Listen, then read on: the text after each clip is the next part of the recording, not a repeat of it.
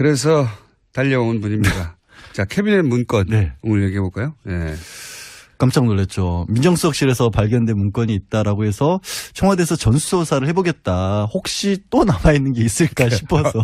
더 훨씬 더 많이 남아있어요. 그랬더니 몇 정말 배수로. 어마어마하게 남아있었죠. 이번에 네. 이제 정무수석실에서 한 1,300여 건이 남아있었고 2015년 3월부터 2016년 11월까지 정말 최근까지도 남아있었던 내용도 겁니다. 우리가 애타게 찾던 것들. 그렇죠. 그리고 간접적으로만 얘기를 했어요. 왜 간접적으로 얘기를 했냐면 지난번 민정수석실에서 발견된 건 자필 메모 이런 것들 위주로만 공개를 할 수 있었는데 이번에는 아예 수석비서관 회의 공개 자료, 회의 업무 자료가 공식적인 업무 자료가 남아 있었던 거예요. 당시 이거를 기록한 기획비서관이 맞다, 이건 내가 기록한 게 맞다라고 인정을 했고 네. 그 기획비서관 같은 경우 지금 이제 청와대에서 일을 하고 있죠. 하고 있고 그 수석비서관 회의 내용 자체는 잘못된 게 없다라고 얘기를 하고 있지만 청와대에서 볼 때는 전체 연결 상황을 봤었을 때 여기서 삼성 얘기가 나오고 여기서 세월호 얘기가 나오고 여기서 무슨 블랙리스트 얘기가 나왔다는 거는 큰 틀에서 봤었을 때는 분명히 불법적인 것의 일부가 될 수 있다까지만 밝혔어요. 그러니까요. 구체적인 내용은 이제 검토를 하겠죠. 공개할 수 있는지 없는지. 그리고 이제 대통령 기록물이 아니냐. 네. 거기도 뭐 율사들이 있을 테니까요.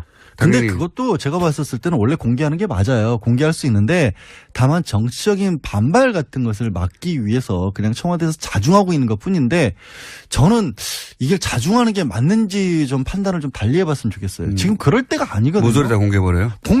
왜? 이건 대통령 기록물이라는 것 자체가 원래 법 1조에 뭐라고 되어 있냐면 국정 운영의 투명성과 책임성을 보장하기 위해서 만든 법이다.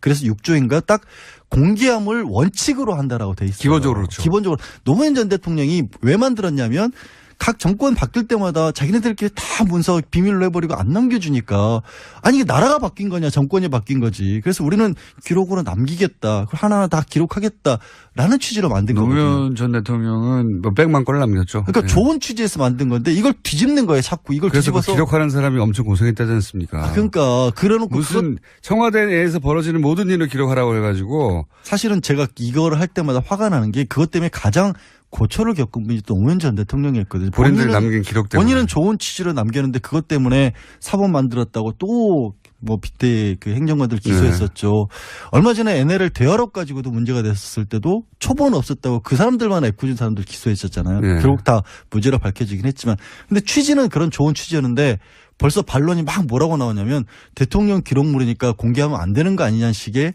일부 언론에서 반론을. 애초 공개가 정신이고 일부 시한을 정해서 공개하지 않을 수 있는데 뭐 국가 그 해외 정상과의 어떤 문제라든가 국방, 뭐 안보, 뭐 개인적인 비밀 이런 것만 예외로 한 건데 원칙과 예외를 뒤바꾸는 주장들을 막 하고 있어요. 그래야지 거기서 나온 문건들이 자기한테 불리하게 작용하지 않을 수 있죠. 심지어 오늘 어떤 언론에 지금 이제 뭐 야권 의원 한 사람의 멘트를 빌려서 이렇게까지 나왔어요. 대통령 기록물의 입법 취지가 전 정권의 기록을 다음 정부가 보지 못하게 하는 게 입법 취지라고 그렇게 야의 코트를 따서 인용을 해놨는데 사실 아니다 전혀.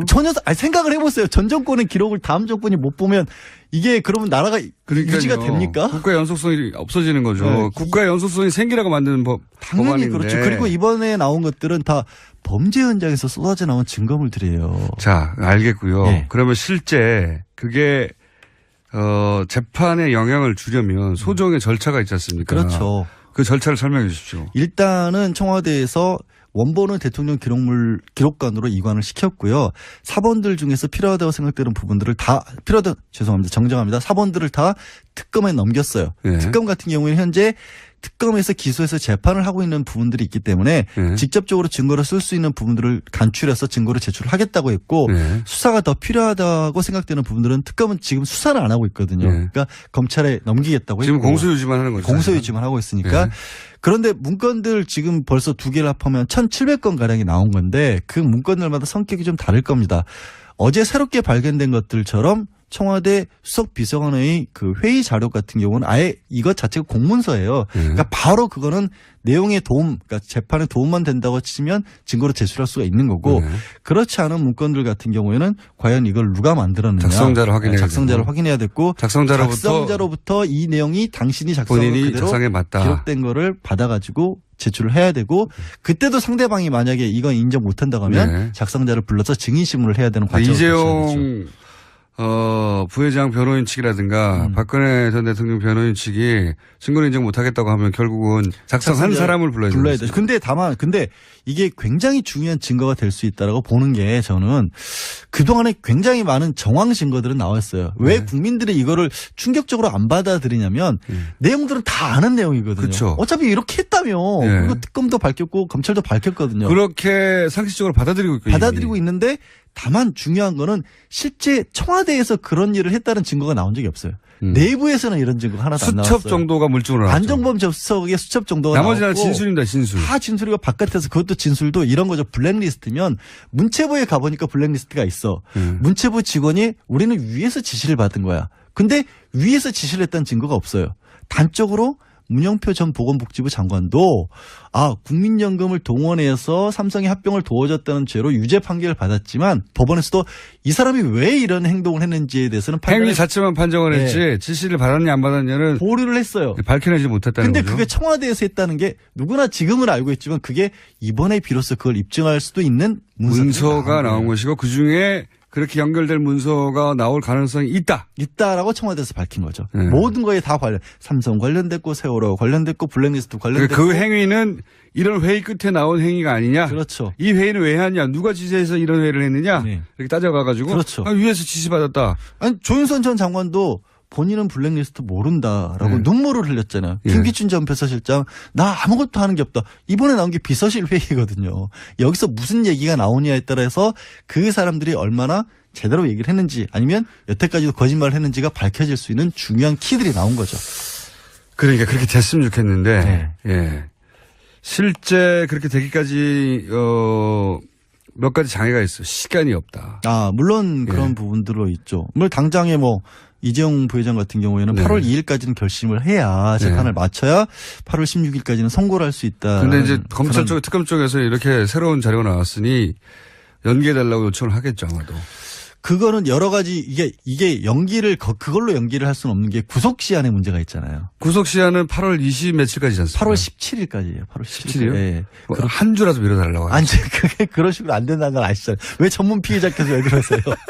아니, 특수 상황이라 그렇게 말할 수 있지 않을까? 혐의 사실을 추가할 만한 것들이 혹시라도 나온다라면 모를까. 지난번 정리라도 증언을 했으니까 그런 게 없으면 불구속 상태라도 할 수는 있겠죠. 근데 이제 구속 상태에서 끝내고 싶어 하겠죠, 당연히.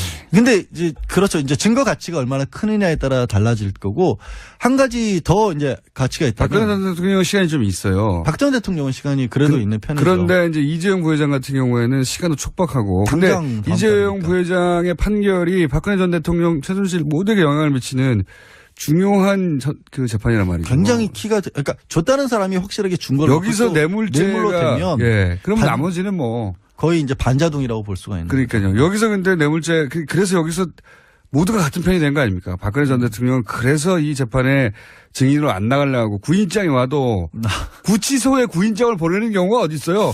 구인장이 필요 없으라고 구치소에 넣어놓은 건데. 그렇게 보면 19일 날이 그래도 안 나와. 중요한 기점이 될 거예요. 일단 구인장을 그러니까 강제로 끌어올 수 있는 거를 일단 법적으로는 받아놨는데 집행된 사례는 없었거든요. 지금까지. 아니, 구치소에서 나 안 나간다는 사람이 없으니까요. 구인장이 언제나 부를 수 있으라고 거기다 구치소에.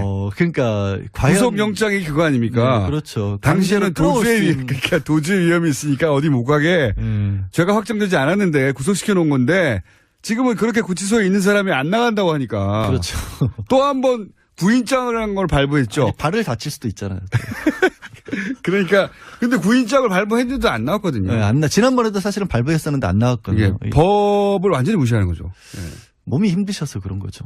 그때는 그때 2번 거절했을 때는 몸이 힘들 때도 아니었어요. 그랬나요? 지금은 하다못해 네 번째 발꼬락에도 아프시죠. 근데 하여튼 어떻게 될지는 근데 만약에 정말로 근데 시간이 좀 촉박하긴 한데 검찰이나 특검에서 어떤 의지를 보일지가 이번 19일에 좀 달라진다고 봐요. 박근혜 전 대통령, 최순실, 이재용 부회장은 사실은 재판 운명 공동체거든요. 그렇죠. 그 첫 번째가 이재용 부회장이고 그래서 이재용 부회장의 재판에 불리한 증언을 절대 최순실 씨도 하지 않고 박근혜 대통령은 아예 가지 않는다고 하는 거란 말이죠. 근데 이제 근데 문서가 그거를 낄 수 있을지 일단 첫 번째는 이제 지난번 민정수석실에서 나온 것도 삼성 경영승계와 관련된 얘기들이 나왔는데 문제는 그거는 자필 메모였잖아요. 그리고 이제 돌아가신 분의 메모로 지금 추정이 되고 있어서 그와 관련된 비슷한 것들이 나머지 300건 중에 얼마나 들어있는지가 정말 어마어마한 굉장히 촉박해요. 관건이죠. 검토하고 있겠죠 지금 검찰에서. 그러니까요. 그중에 결정적인 문건 한두 개가 나오면 이재용 부회장의 이제 재판에 이게 작용할 수 있을 것이라는 전망 하나 하고 우병우 전 민정수석이 근무 기간에 작성된 내용이기 때문에 본인은 이제 모른다고 하는데. 근데 어제 모른다고 하는 것도 저는 굉장히 우전석이 그전에 발언 치고는 많이 얘기를 했어요. 무슨 상황인지 모르겠다. 무슨 내용인지도 모른다. 물론 피고인으로서 이게 일단 검찰도 증거로 내밀지 않았기 때문에 내용 파악이 안 되는 건 당연한데 무슨 상황인지 모르겠다라는 것은 그동안 우병우 전 수석이 이 상황을 통제해왔던 어떤 것에 비춰본다면 굉장히 당황한 데서 나온 얘기예요. 진짜 뭐가 있는지 모르겠죠. 상황 파악이 안 되는 거예요. 왜냐하면 거기에 있어서는 안 되는 본인의 어떤 추가 기소가 가능할 만한 내용이 있을지도 모르잖아요. 그러니까 이거 정말 당황한 거예요. 이것들이 내가 다 지우라고 했는데 이거를 놔두고 나온 거. 본인은 휴대전화에 있는 것도 깡통으로 다 만들어놨는데. 제가 그래서 이 일은 어떤 우리가 흔히 비판하는 공무원 마인드에 의도치 않은 긍정적인 효과라고. 자기 캐비넷만 치우고 나오면서 남은 거다. 저는 그러니까 어떤 내부 고발 취지가 있었을 수도 있다고 봐요. 의도적으로. 반은 의도적으로 외면하고 남겨두었다. 네, 남겨둘 수도 있다. 저는 그렇게 생각하지 않습니다. 저는 그런 사례를 알아요. 청와대에서 자중하고 있는 것 뿐인데 저는 이게 자중하는 게 맞는지 좀 판단을 좀 달리 해봤으면 좋겠어요. 지금 그럴 때가 아니거든요. 모조리 다 공개해버려요? 왜? 이건 대통령 기록물이라는 것 자체가 원래 법 1조에 뭐라고 되어 있냐면 국정 운영의 투명성과 책임성을 보장하기 위해서 만든 법이다. 그래서 6조인가 딱 공개함을 원칙으로 한다라고 되어 있어요. 기본적으로 그렇죠. 기본적으로 노무현 전 대통령이 왜 만들었냐면 각 정권 바뀔 때마다 자기네들끼리 다 문서 비밀로 해버리고 안 넘. 그래서 달려온 분입니다. 자, 캐비넷 문건 네. 오늘 얘기해 볼까요? 네. 깜짝 놀랐죠. 민정수석실에서 발견된 문건이 있다라고 해서 청와대에서 전수조사를 해보겠다. 혹시 또 남아있는 게 있을까 싶어서. 훨씬 더 많이 남아있어요. 그랬더니 정말 어마어마하게 남아있었죠. 이번에 이제 정무수석실에서 한 1,300여 건이 남아있었고 2015년 3월부터 2016년 11월까지 정말 최근까지도 남아있었던 내용도 겁니다. 우리가 애타게 찾던 것들. 그렇죠. 그리고 간접적으로만 얘기를 했어요. 왜 간접적으로 얘기를 했냐면 지난번 민정수석실에서 발견된 건 자필 메모 이런 것들 위주로만 공개를 할 수 있었는데 이번에는 아예 수석비서관 회의 공개 자료, 회의 업무 자료가 공식적인 업무 자료가 남아 있었던 거예요. 당시 이거를 기록한 기획비서관이 맞다 이건 내가 기록한 게 맞다라고 인정을 했고 네.